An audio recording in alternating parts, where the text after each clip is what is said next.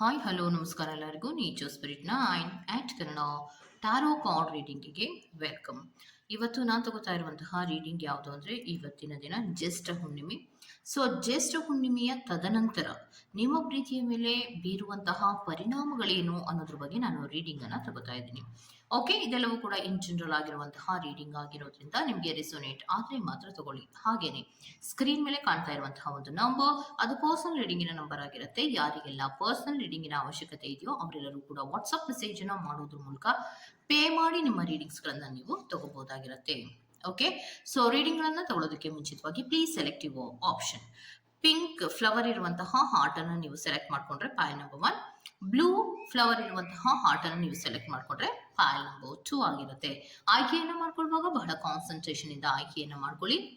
ಈ ಎರಡು ಹಾರ್ಟಿನಲ್ಲಿ ಯಾವ ಹಾರ್ಟ್ ನಿಮಗೆ ತುಂಬಾ ಅಟ್ರಾಕ್ಟ್ ಆಗುತ್ತೋ ಆ ಹಾರ್ಟ್ ಅನ್ನು ಸೆಲೆಕ್ಟ್ ಮಾಡ್ಕೊಳ್ಳೋದ್ರ ಮೂಲಕ ಈ ಜ್ಯೇಷ್ಠ ಹುಣ್ಣಿಮೆಯ ತದನಂತರದಲ್ಲಿ, ಅಂದ್ರೆ ಇವತ್ತಿನ ದಿನದ ಹುಣ್ಣಿಮೆ ಇದಾದ ತದನಂತರದಲ್ಲಿ ಪ್ರೀತಿಯ ಮೇಲೆ ಯಾವ ರೀತಿಯ ಪರಿಣಾಮಗಳು ಬೀರುತ್ತೆ ಅನ್ನೋದನ್ನ ನೀವು ಖಂಡಿತವಾಗಿಯೂ ನೋಡ್ಬೋದಾಗಿರುತ್ತೆ. ಹಾಗೇನೆ ಡಿಸ್ಕ್ರಿಪ್ಷನ್ ಬಾಕ್ಸಿನಲ್ಲಿ ಪ್ರತಿ ಪೈಲ್ನ ಟೈಮಿಂಗ್ಸ್ ಅನ್ನ ಕ್ಲಿಯರ್ ಆಗಿ ಮೆನ್ಷನ್ ಮಾಡಿರ್ತೀನಿ. ನೀವು ಯಾವ ಪೈಲ್ ಅನ್ನ ಸೆಲೆಕ್ಟ್ ಮಾಡ್ಕೊಂಡಿರ್ತೀರೋ ಆ ಪೈಲ್ನ ಟೈಮಿಂಗ್ಸ್ ಅನ್ನ ನೋಡಿ ಸ್ಕಿಪ್ ಆಗಿ ನಿಮ್ಮ ರೀಡಿಂಗ್ಸ್ ಗಳನ್ನ ನೀವು ತಗೋಬಹುದಾಗಿರುತ್ತೆ. ಓಕೆ, ರೀಡಿಂಗ್ ಅನ್ನು ಶುರು ಮಾಡೋಣ. Okay, let start. ಯಾರೆಲ್ಲ ಪಿಂಕ್ ಕಲರ್ ಇರುವಂತಹ ಫ್ಲವರ್ ಇರುವ ಹಾರ್ಟ್ ಅನ್ನ ನೀವು ಸೆಲೆಕ್ಟ್ ಮಾಡ್ಕೊಂಡಿದ್ರು ಅದು ಪೈಲ್ ನಂಬರ್ 1 ಆಗಿರುತ್ತೆ. ಸೊ ಈ ಜ್ಯೇಷ್ಠ ಹುಣ್ಣಿಮೆಯ ತದನಂತರ ನಿಮ್ಮ ಪ್ರೀತಿಯ ಮೇಲೆ ಯಾವ ಪರಿಣಾಮ ಬೀರುತ್ತೆ ಅನ್ನೋದನ್ನ ನೋಡ್ತಾ ಹೋಗೋಣ. ಓಕೆ, ಸೊ ಪ್ರೀತಿಯ ವಿಚಾರದಲ್ಲಿ ಈ ಜ್ಯೇಷ್ಠ ಹುಣ್ಣಿಮೆಯ ತದನಂತರ ಬ್ಯಾಲೆನ್ಸ್ ಅನ್ನ ರೆಪ್ರೆಸೆಂಟ್ ಮಾಡ್ತದೆ. ಅಂದ್ರೆ ತುಂಬಾ ಒಂದು ಇಂಬ್ಯಾಲೆನ್ಸ್ ಆದಂತಹ ರೀತಿಯಲ್ಲಿಯೂ ಕೂಡ ನಿಮ್ಮ ಪ್ರೀತಿ ಇರೋದಿಲ್ಲ, ತುಂಬಾ ಬ್ಯಾಲೆನ್ಸ್ ಆದಂತಹ ರೀತಿಯಲ್ಲಿಯೂ ಕೂಡ ಇರೋದಿಲ್ಲ. ಒಂದು ರೀತಿಯಲ್ಲಿ 50-50 ರೆಪ್ರೆಸೆಂಟ್ ಮಾಡ್ತಾ ಇದೆ. ಸೊ ಪ್ರೀತಿಯ ವಿಚಾರದಲ್ಲಿ ಬಿಟ್ಟು ಹೋಗೋದಕ್ಕೆ ಆಗೋದಿಲ್ವೇನೋ ಅನ್ನುವಂತಹ ಕೆಲವೊಂದು ಸಿಚುಯೇಷನ್ಸ್ಗಳನ್ನು ನೀವು ಫೇಸ್ ಮಾಡ್ತೀರಾ.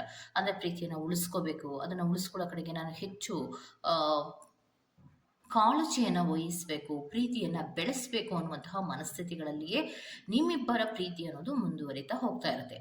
ಕೆಲವೊಬ್ಬರಿಗೆ ಮಾತ್ರ ಈ ಜ್ಯೇಷ್ಠ ಹುಣ್ಣಿಮೆಯ ತದನಂತರದಲ್ಲಿ ಕೆಲವೊಬ್ಬರಿಗೆ ಪ್ರೀತಿಯ ವಿಚಾರದಲ್ಲಿ ರೀಕನ್ಸಿಲಿಯೇಷನ್ಸ್ ಅನ್ನ ರೆಪ್ರೆಸೆಂಟ್ ಮಾಡ್ತಾ ಇದೆ. ಅಂದ್ರೆ ಬ್ರೇಕಪ್ ಆದಂತಹ ಪ್ರೀತಿಯಲ್ಲಿ ಕೆಲವೊಂದು ರೀಕನ್ಸಿಲಿಯೇಷನ್ಸ್ ಅನ್ನ ರೆಪ್ರೆಸೆಂಟ್ ಮಾಡ್ತಾ ಇದೆ. ಅಂದ್ರೆ ರಿಯೂನಿಯನ್ ಅನ್ನ ಮಾಡ್ಕೊಳ್ಳೋದಿರಬಹುದು, ಅಥವಾ ಪ್ರೀತಿಯ ವಿಚಾರದಲ್ಲಿ ಮಿಸ್ಅಂಡರ್ಸ್ಟ್ಯಾಂಡಿಂಗ್ ಗಳನ್ನ ಸರಿ ಮಾಡಿಕೊಂಡು ಮ್ಯಾರೇಜಿನ ವಿಚಾರಕ್ಕೆ ಸಂಬಂಧಪಟ್ಟಂತೆ ಹೆಜ್ಜೆಗಳನ್ನ ಇಡೋದಿರಬಹುದು. ಒಂದು ರೀತಿಯಲ್ಲಿ ಪ್ರೀತಿಯನ್ನ ಸ್ಟೆಬಿಲಿಟಿ ಮಾಡ್ಕೊಳ್ಳೋ ಕಡೆಗೆ ಹೆಚ್ಚು ಗಮನವನ್ನು ಕೊಡುವಂತಹ ಸಾಧ್ಯತೆಗಳು ಇರುತ್ತೆ. ಒಂದು ಸ್ಟ್ರಾಂಗ್ ಬಾಂಡೇಜ್ನಲ್ಲಿ ನಿಮ್ಮ ಪ್ರೀತಿ ಇರುತ್ತೆ. ಮ್ಯೂಚುವಲ್ ಅಂಡರ್ಸ್ಟ್ಯಾಂಡಿಂಗ್ ಗಳಲ್ಲಿ ಪ್ರೀತಿ ಅನ್ನೋದು ಮುಂದುವರಿತಾ ಹೋಗ್ತಾ ಇರತ್ತೆ ಅನ್ನುವಂಥದ್ದನ್ನು ರೆಪ್ರೆಸೆಂಟ್ ಮಾಡ್ತಾ ಇದೆ. ಮತ್ತೆ ಪ್ರೀತಿಯ ವಿಚಾರಕ್ಕೆ ಸಂಬಂಧಿಸಿದಂತೆ ಒಂದು ರೀತಿಯಲ್ಲಿ ಟ್ರೆಡಿಷನಲ್ ವ್ಯಾಲ್ಯೂಸ್ಗಳ ಕಡೆಗೆ ಗಮನವನ್ನು ಕೊಡ್ತೀರಾ. ಪ್ರೀತಿಯನ್ನು ಉಳಿಸ್ಕೋಬೇಕಂದ್ರೆ ಒಂದು ಎಂಗೇಜ್ಮೆಂಟ್ ಮಾಡ್ಕೊಳ್ಳೋದಿರ್ಬೋದು, ಸೀರಿಯಸ್ ಕಮಿಟ್ಮೆಂಟ್ ಅನ್ನು ನಾನು ಮಾಡ್ಕೋಬೇಕು ಅನ್ನೋದಿರ್ಬೋದು, ಈ ಪ್ರೀತಿಯನ್ನು ನಾನು ಉಳಿಸ್ಕೊಳ್ಳೋದಕ್ಕೆ ಸಾಧ್ಯ ಇದೆ ಅನ್ನುವಂತಹ ರೀತಿಯಲ್ಲಿ ನೀವು ಪ್ರೀತಿಯನ್ನ ಪ್ರೋಗ್ರೆಸ್ ಮಾಡುವ ಕಡೆಗೆ ಹೆಚ್ಚು ಗಮನವನ್ನು ಕೊಡುವಂತಹ ಸಾಧ್ಯತೆಗಳಿದೆ. ಅಲ್ಲಿ ಇಲ್ಲಿ ಏನಾದ್ರೂ ಒಂದು ಸ್ವಲ್ಪ ಏರುಪೇರುಗಳಾದ್ರೂ ಕೂಡ ಅದನ್ನ ಅಡ್ಜಸ್ಟ್ ಮಾಡಿಕೊಂಡು ಮುಂದುವರಿಸಿಕೊಂಡು ಹೋಗುವಂತಹ ಸಾಧ್ಯತೆಗಳು ಇದೆ. ಪ್ರೀತಿಯ ವಿಚಾರದಲ್ಲಿ ಅನ್ಕಂಡೀಷನಲ್ ಲವ್ ಅನ್ನ ರೆಪ್ರೆಸೆಂಟ್ ಮಾಡ್ತಾ ಇರೋದ್ರಿಂದ ಪ್ರೀತಿಯಲ್ಲಿ ಒಂದು ಪಾಸಿಟಿವ್ ಆದಂತಹ ಮೂಮೆಂಟ್ಸ್ಗಳು ಇದೆ ಅನ್ನುವಂಥದ್ದನ್ನ ರೆಪ್ರೆಸೆಂಟ್ ಮಾಡ್ತಾ ಇದೆ. ಹಾಗಿದ್ರೆ ಜ್ಯೇಷ್ಠ ಹುಣ್ಣಿಮೆಯ ತದನಂತರದಲ್ಲಿ, ಅಂದ್ರೆ ಇವತ್ತಿನ ಜ್ಯೇಷ್ಠ ಹುಣ್ಣಿಮೆಯ ತದನಂತರದಲ್ಲಿ ಅಂತಹ ದೊಡ್ಡ ಏರುಪೇರುಗಳು ಆಗೋದಿಲ್ಲ. ಒಂದು ರೀತಿಯಲ್ಲಿ ಬ್ಯಾಲೆನ್ಸ್ ಅನ್ನುವಂತಹ ರೀತಿಯಲ್ಲಿ ನೀವಿಬ್ಬರೂ ಕೂಡ ಇರ್ತೀರಾ. ಪ್ರೀತಿಯ ವಿಚಾರಕ್ಕೆ ಸಂಬಂಧಪಟ್ಟಂತೆ ಆ ತರಹದ ದೊಡ್ಡ ಏರುಪೇರುಗಳನ್ನ ಮಾಡ್ಕೊಳ್ಳೋದಿಕ್ಕೆ ಹೋಗೋದಿಲ್ಲ. ಅಡ್ಜಸ್ಟ್ಮೆಂಟ್ಗಳಲ್ಲಿ ನೀವಿರ್ತೀರಾ, ಸೀರಿಯಸ್ ಕಮಿಟ್ಮೆಂಟ್ಗಳಲ್ಲಿ ನೀವಿರ್ತೀರಾ. ಯಾಕೆ ಅಂದ್ರೆ ಪ್ರೀತಿ ಅನ್ನುವಂಥದ್ದು ಮ್ಯೂಚುವಲ್ ಅಂಡರ್ಸ್ಟ್ಯಾಂಡಿಂಗ್ ಗಳ ಮೇಲೆ ಹೋಗುವಂಥದ್ದು. ಸೊ ಸ್ಟ್ರಾಂಗ್ ಬಾಂಡೇಜ್ ನಿಮ್ಮಿಬ್ಬರ ಮಧ್ಯೆ ಇರೋದ್ರಿಂದ ಯಾವುದೇ ಮಿಸ್ಅಂಡರ್ಸ್ಟ್ಯಾಂಡಿಂಗ್ ಇದ್ರೂ ಕೂಡ ಅದನ್ನ ಸರಿ ಮಾಡಿಕೊಂಡು ನಾವು ಪ್ರೀತಿಯನ್ನು ಉಳಿಸ್ಕೋತೀವಿ ಅನ್ನುವಂತಹ ಮನಸ್ಥಿತಿಗಳಲ್ಲಿ ನೀವಿರೋದ್ರಿಂದ ಅಂತಹ ದೊಡ್ಡ ಏರುಪೇರುಗಳನ್ನ ಕಾರ್ಡ್ಸಿನಲ್ಲಿ ರೆಪ್ರೆಸೆಂಟ್ ಮಾಡ್ತಾ ಇಲ್ಲ. ಜ್ಯೇಷ್ಠ ಹುಣ್ಣಿಮೆಯ ತದನಂತರದಲ್ಲಿ ನಿಮಗೆ ಅಷ್ಟೊಂದು ಏರುಪೇರುಗಳೇನು ಕಾಣಿಸ್ತಾ ಇಲ್ಲ. Okay, go to the next file number 2. Okay, so ಯಾರೆಲ್ಲ ಬ್ಲೂ ಕಲರ್ ಫ್ಲವರ್ ಇರುವ ಹಾರ್ಟನ್ನು ನೀವು ಸೆಲೆಕ್ಟ್ ಮಾಡ್ಕೊಂಡಿದ್ದೀರೋ, ಸೊ ಜ್ಯೇಷ್ಠ ಹುಣ್ಣಿಮೆಯ ತದನಂತರದಲ್ಲಿ ಪ್ರೀತಿಯ ಮೇಲೆ ಯಾವ ರೀತಿಯ ಪರಿಣಾಮ ಬೀರುವಂತಹ ಸಾಧ್ಯತೆಗಳು ಇದೆ ಅನ್ನುವಂಥದ್ದಾದರೆ ಸ್ವಲ್ಪ ಸ್ಟ್ರಕ್ಗಳಾಗುವಂತಹ ಸಾಧ್ಯತೆಗಳು ಇರುತ್ತೆ. ಅಂದರೆ ಸ್ನೀಕಿ ಬಿಹೇವಿಯರಲ್ಲಿ ಇರ್ತಾರೆ ಅನ್ನುವಂಥದ್ದನ್ನು ರೆಪ್ರೆಸೆಂಟ್ ಮಾಡ್ತಾ ಇದೆ. ಹಾಗಿದ್ರೆ ಪ್ರೀತಿಯ ವಿಚಾರದಲ್ಲಿ ಬ್ರೇಕಪ್ಗಳು ಇರುತ್ತಾ ಅನ್ನೋದಾದರೆ ಬ್ರೇಕಪ್ಗಳು ಇರುತ್ತೆ ಅನ್ನೋದಕ್ಕಿಂತ ಒಂದು ರೀತಿಯಲ್ಲಿ ಅನ್‌ಸ್ಟೇಬಲ್ ಮತ್ತೆ ಅನ್‌ಶ್ಯೂರ್ ಆಗಿರುವಂತಹದ್ದು. ಅಂದ್ರೆ ಯಾವುದೇ ಕೆಲವು ವಿಚಾರಗಳನ್ನ ಸ್ಪಷ್ಟವಾಗಿ ಮಾತಾಡದೇ ಇರೋದು, ಅಥವಾ ಸ್ಪಷ್ಟವಾಗಿ ಹೇಳದೇ ಇರೋದು, ಅಥವಾ ಪ್ರೀತಿಯ ವಿಚಾರದಲ್ಲಿ ಏನಾದರೂ ಮುಂದುವರಿಕೆಗಳನ್ನ ಮಾಡಬೇಕು ಅನ್ನುವಂತಹ ಪ್ರಯತ್ನಗಳನ್ನ ನೀವೇನಾದರೂ ಮಾಡ್ತಾ ಇದ್ದಾಗ ಅದು ಹಿಂದೆ ಹಿಂದೆ ನಿಮ್ಮ ಪರ್ಸನ್ಗಳು ಮಾಡ್ತಾ ಇರೋದಿರ್ಬೋದು, ಅಥವಾ ಪ್ರೀತಿಯ ವಿಚಾರಕ್ಕೆ ಸಂಬಂಧಿಸಿದಂತೆ ಹಳೆಯ ಕೆಲವು ನೆನಪುಗಳು ಅವರಿಗೆ ಕಾಡುವಂತಹದ್ದು ಇರ್ಬೋದು.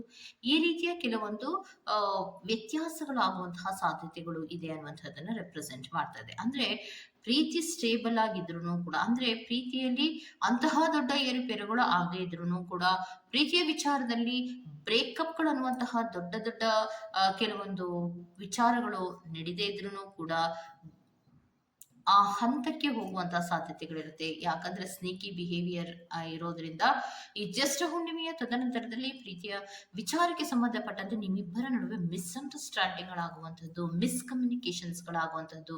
ನೀವೇನೋ ಮಾತಾಡಿದ್ರೆ ಅವರೇನೋ ಅರ್ಥ ಮಾಡ್ಕೊಳ್ಳೋದಿರ್ಬೋದು, ಅಥವಾ ನಿಮ್ಮ ಭಾವನೆಗಳನ್ನ ಸರಿಯಾಗಿ ಅರ್ಥ ಮಾಡ್ಕೊಳ್ದೆ ಅವರು ವ್ಯತ್ಯಾಸಗಳನ್ನ ಮಾಡುವುದಿರ್ಬೋದು. ಈ ರೀತಿಯ ಕೆಲವೊಂದು ಏರುಪೇರುಗಳಾಗುವಂತಹ ಸಾಧ್ಯತೆಗಳನ್ನ ರೆಪ್ರೆಸೆಂಟ್ ಮಾಡ್ತಾ ಇದೆ. ಆದ್ರೆ ಇದು ಒಂದು ಪ್ರೀತಿ ಅನ್ನುವಂತಹದ್ದು ಒಂದು ಇಮೋಷನಲ್ ವಿಚಾರಗಳಿಗೆ ಸಂಬಂಧಪಟ್ಟಿರುವಂತಹದ್ದಾಗಿರುವುದರಿಂದ ಡೀಪ್ ಲವ್ ನ ರೆಪ್ರೆಸೆಂಟ್ ಮಾಡುತ್ತೆ. ಆ ಡೀಪ್ ಲವ್ ಇದ್ರೂ ಕೂಡ ಅವರಲ್ಲಿ ಆಳವಾದಂತಹ ಪ್ರೀತಿಯ ಭಾವನೆಗಳು ಇದ್ರೂ ಕೂಡ ಬೇಕು ಅನ್ನುವಂತಹ ವಿಚಾರಗಳಿಗೆ ಸಂಬಂಧಿಸಿದಂತೆ ಅವರು ಮಿಸ್ಅಂಡರ್ಸ್ಟ್ಯಾಂಡಿಂಗ್ ಗಳನ್ನ ಮಾಡ್ಕೋತಾರೆ. ಎಷ್ಟೇ ಪ್ರಯತ್ನವನ್ನ ಸರಿ ಮಾಡುವ ಪ್ರಯತ್ನವನ್ನ ಮಾಡ್ತಾ ಇದ್ರು ಕೂಡ ಅಲ್ಲಿಂದಲ್ಲಿಯೇ ನಿಮ್ಮ ಪ್ರೀತಿ ಅನ್ನುವಂತಹದ್ದು ಸ್ಟ್ರಕ್ ಆಗಿ ಮುಂದುವರಿಯುವಂತಹ ಸಾಧ್ಯತೆಗಳಿರುತ್ತೆ. ಬ್ರೇಕಪ್ ಗಳಾಗತ್ತಾ ಅಂದ್ರೆ ಆ ರೀತಿ ಏನೂ ಆಗೋದಿಲ್ಲ. ಆದ್ರೆ ಸಣ್ಣ ಪುಟ್ಟ ಮುನಿಸುಗಳಂತೂ ಈ ಜ್ಯೇಷ್ಠ ಹುಣ್ಣಿಮೆಯ ತದನಂತರದಲ್ಲಿ ಆಗುವಂತಹ ಸಾಧ್ಯತೆಗಳಿರುತ್ತೆ. ಅದಕ್ಕೆ ಅಪಾಲಜೈಸ್ ಅನ್ನ ಕೂಡ ಕೇಳ್ತಾರೆ. ಮತ್ತೆ ಇಮ್ಮೆಚೂರಿಟಿಯಲ್ಲಿ ಬಿಹೇವ್ ಅನ್ನ ಮಾಡುವಂತಹದನ್ನ ರೆಪ್ರೆಸೆಂಟ್ ಮಾಡ್ತಾ ಇದೆ. ಆದ್ರೆ ಮೆಚೂರ್ ಆಗಿ ಥಿಂಕ್ ಮಾಡಿ ಮಾತನಾಡೋದಿಲ್ಲ. ನೀವೇನೋ ಪ್ರೀತಿಯಲ್ಲಿ ಮುಂದುವರಿಕೆಗಳನ್ನ ಮಾಡೋದಕ್ಕೆ ಪ್ರಯತ್ನವನ್ನ ಮಾಡ್ತಾ ಇದ್ರು ಕೂಡ ಪ್ರೀತಿಯಲ್ಲಿ ಆ ವ್ಯಕ್ತಿಗೆ ಮೆಚೂರಿಟಿ ಇಲ್ಲದ ಹಾಗೆ ವರ್ತನೆಗಳನ್ನ ಮಾಡುವಂತಹ ಸಾಧ್ಯತೆಗಳು ಇರುತ್ತೆ. ಯಾವಾಗ ಮೆಚೂರಿಟಿ ಅನ್ನೋದು ಇರೋದಿಲ್ವೋ, ಅಥವಾ ನೀವು ಹೇಳುವಂತಹ ಮಾತುಗಳು ಆ ವ್ಯಕ್ತಿಗೆ ಯಾವಾಗ ಕರೆಕ್ಟ್ ಆಗಿ ಅರ್ಥ ಆಗೋದಿಲ್ವೋ, ಅಲ್ಲಿ ಖಂಡಿತವಾಗಿಯೂ ಮಿಸ್ಅಂಡರ್ಸ್ಟ್ಯಾಂಡಿಂಗ್ ಅನ್ನೋದು ಬರುತ್ತೆ. ಸೊ ಆ ಮಿಸ್ಅಂಡರ್ಸ್ಟ್ಯಾಂಡಿಂಗ್ ಅನ್ನೋದು ಪದೇ ಪದೇ ನಿಮ್ಮ ಪ್ರೀತಿಯ ವಿಚಾರದಲ್ಲಿ ಈ ಜ್ಯೇಷ್ಠ ಹುಣ್ಣಿಮೆಯ ತದನಂತರದಲ್ಲಿ ಬರುವಂತಹ ಸಾಧ್ಯತೆಗಳು ಇರುತ್ತೆ. ಸೊ ಯಾವಾಗ ಒಬ್ಬ ವ್ಯಕ್ತಿಯ ಕಡೆಯಿಂದ ಇನ್ನೊಬ್ಬ ವ್ಯಕ್ತಿಯ ಕಡೆಗೆ ಯಾವಾಗಲೂ ಕೂಡ ಮಿಸ್ಅಂಡರ್ಸ್ಟ್ಯಾಂಡಿಂಗ್ ಅನ್ನೋದು, ಅಥವಾ ಪ್ರೀತಿಯ ವಿಚಾರದಲ್ಲಿ ಮುಂದುವರಿಕೆಗಳನ್ನ ಮಾಡುವಾಗ ಯಾವಾಗ ಒಂದು ಸ್ನೇಕಿ ಬಿಹೇವಿಯರ್ ಅಲ್ಲಿ ಅಥವಾ ಸ್ಟ್ರಕ್ ಆದಂತಹ ರೀತಿಯ ಎಮೋಷನ್ ಗಳನ್ನ ಮಾಡ್ತಾ ಇರ್ತಾರೋ, ಆಗ ನಿಮ್ಮಿಬ್ಬರ ನಡುವೆ ಒಂದು ರೀತಿಯ ಮಿಸ್ಅಂಡರ್ಸ್ಟ್ಯಾಂಡಿಂಗ್ ಗಳು ಬರುವಂತಹ ಸಾಧ್ಯತೆಗಳು ಇದೆ ಅನ್ನುವಂಥದ್ದನ್ನ ರೆಪ್ರೆಸೆಂಟ್ ಮಾಡ್ತಾ ಇದೆ. ಇಬ್ಬರಲ್ಲಿಯೂ ಕೂಡ ಸ್ವಲ್ಪ ಹೊಂದಾಣಿಕೆಯ ಕೊರತೆ ಅನ್ನುವಂಥದ್ದು ಶುರುವಾಗುವಂತಹ ಸಾಧ್ಯತೆಗಳಿರುತ್ತೆ. ಒಂದು ಮೆಚೂರಿಟಿ ಲೆವೆಲ್ ಅಲ್ಲಿ ಈ ಪ್ರೀತಿ ಅನ್ನೋದು ಹೋಗ್ತಾ ಇರೋದಿಲ್ಲ. ಅಂಡರ್ಸ್ಟ್ಯಾಂಡಿಂಗ್ ಗಳು ಕಡಿಮೆ ಆಗುವಂತಹ ಸಾಧ್ಯತೆಗಳು ಇರುತ್ತೆ. ಸೊ ಒಂದು ರೀತಿಯಲ್ಲಿ ಪಾಸ್ಟ್ ಕೆಲವು ವಿಚಾರಗಳಿಗೆ ಜಗಳ ಆಡುವಂಥದ್ದು ಇರ್ಬೋದು, ಅಥವಾ ಮಿಸ್ಕಮ್ಯುನಿಕೇಶನ್ ಗಳನ್ನ ಮಾಡುವಂಥದ್ದು ಇರಬಹುದು.